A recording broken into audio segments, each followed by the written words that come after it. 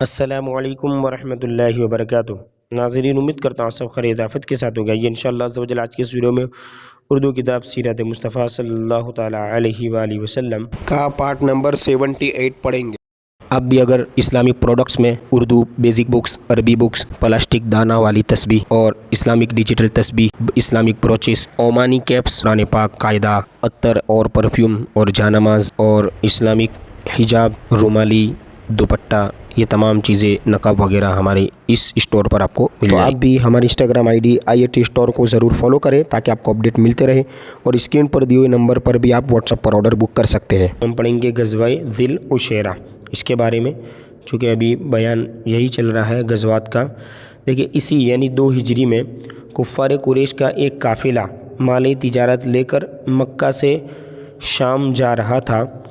حضور صلی اللہ تعالی وسلم 150 یا 200 مہاجرین صحابہ کو ساتھ لے کر اس قافلے کا راستہ روکنے کے لیے مقام ذی العشیرہ تک تشریف لے گئے، ٹھیک ہے، جو ینبوع کی بندرگاہ کے قریب ہے۔ مگر یہاں پہنچ کر معلوم ہوا کہ قافلہ بہت آگے بڑھ گیا ہے، اس لیے کوئی ٹکراؤ نہیں ہوا۔ مگر یہی قافلہ جب شام سے واپس لوٹا اور حضور صلی اللہ تعالیٰ علیہ وسلم اس کی مزاحمت کے لیے نکلے تو جنگ بدر کا معرکہ پیش آ گیا، جس کا مفصل ذکر آگے آتا ہے، ٹھیک ہے۔ یہی ہے نا، وہ راستہ روکنے گئے تھے اور پھر یہ ہوا، ٹھیک ہے۔ اس طرح سریہ عبداللہ بن جہش، ٹھیک ہے۔ دیکھیے، اسی سال ماہ رجب 2 ہجری میں حضور صلی اللہ تعالی وسلم نے حضرت عبداللہ بن جہش رضی اللہ تعالیٰ عنہ کو امیر لشکر بنا کر ان کی ماتحت یعنی ان کے تھرو ان کو مین بنایا۔ میں 8 یا 12 مہاجرین کا ایک جوتھ روانہ فرمایا، ایک جوتھ یعنی گروپ، ٹھیک ہے۔ 2 آدمی ایک اونٹ پر سوار تھے۔ حضور صلی اللہ تعالی وسلم نے حضرت عبداللہ بن جہش رضی اللہ تعالیٰ عنہ کو لفافے میں ایک مہر بند یعنی جس پر مہر لگی ہوئی تھی اور وہ بند تھا خط دیا، اور فرمایا کہ 2 دن سفر کرنے کے بعد اس لفافے کو کھول کر پڑھنا اور اس میں جو ہدایات لکھی ہوئی ہے ان پر عمل کرنا، ٹھیک ہے۔ جب خط کھول کر پڑھا تو اس میں یہ درج تھا کہ تم طائف اور مکہ کے درمیان مقام نخلا میں ٹھہر کر قریش کے قافلوں پر نظر رکھو اور صورتحال کی ہمیں برابر خبر دیتے رہو۔ یہ بڑا ہی خطرناک کام تھا، کیونکہ دشمنوں کے عین مرکز میں قیام کر کے جاسوسی کرنا ہے نا، ٹھیک ہے، گویا موت کے منہ میں جانا تھا۔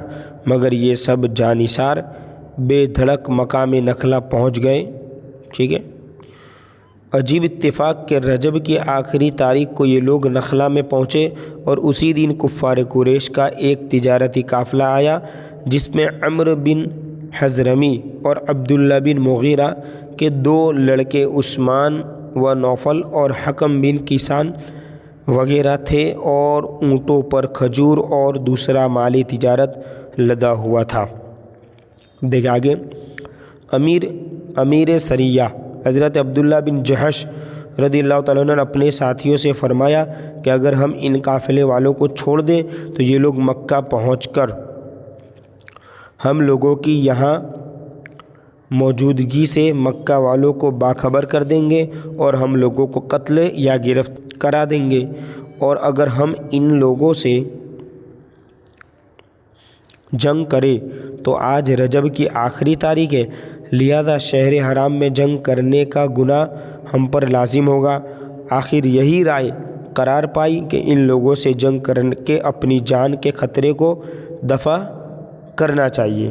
چنانچہ حضرت واقد بن عبداللہ تیمی رضی اللہ تعالیٰ عنہ نے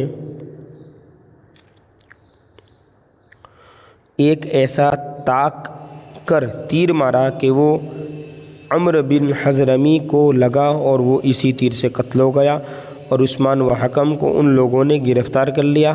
نوفل بھاگ نکلا۔ حضرت عبداللہ بن جہش رضی اللہ تعالیٰ عنہ اونٹوں اور ان پر لدے ہوئے مال و اسباب کو مال غنیمت بنا کر مدینہ لوٹ آئے، اور حضور صلی اللہ علیہ وسلم کی خدمت میں اس مال غنیمت کا 5واں حصہ پیش کیا۔ ٹھیک ہے، اسی طرح آگے جو لوگ قتل یا گرفتار ہوئے وہ بہت ہی معزز خاندان کے لوگ تھے۔ عمرو بن حضرمی جو قتل ہوا عبداللہ حضرمی کا بیٹا تھا۔ عمرو بن الحضرمی پہلا کافر تھا جو مسلمانوں کے ہاتھ سے مارا گیا۔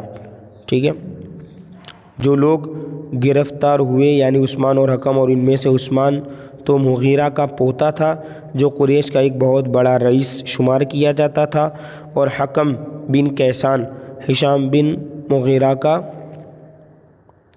آزاد کردہ غلام تھا۔ اس بنا پر اس واقعے نے تمام کفار قریش کو غیظ و غضب میں آگ ببولا بنا دیا، اور خون کا بدلہ خون لینے کا نعرہ مکہ کے ہر کوچہ و بازار میں گونجنے لگا، اور در حقیقت جنگ بدر کا معرکہ اسی واقعے کا رد عمل ہے، یعنی اسی کے بنا پر ہوا۔ ٹھیک ہے، جنگ بدر۔ چنانچہ حضرت عروہ بن زبیر رضی اللہ تعالیٰ عنہ کا بیان ہے کہ جنگ بدر اور تمام لڑائیاں جو کفار قریش سے ہوئی، ان سب کا بنیادی سبب عمرو بن حضرمی کا قتل ہے، جس کو حضرت واقد بن عبداللہ تیمی رضی اللہ تعالیٰ عنہ نے تیر مار کر قتل کر دیا تھا۔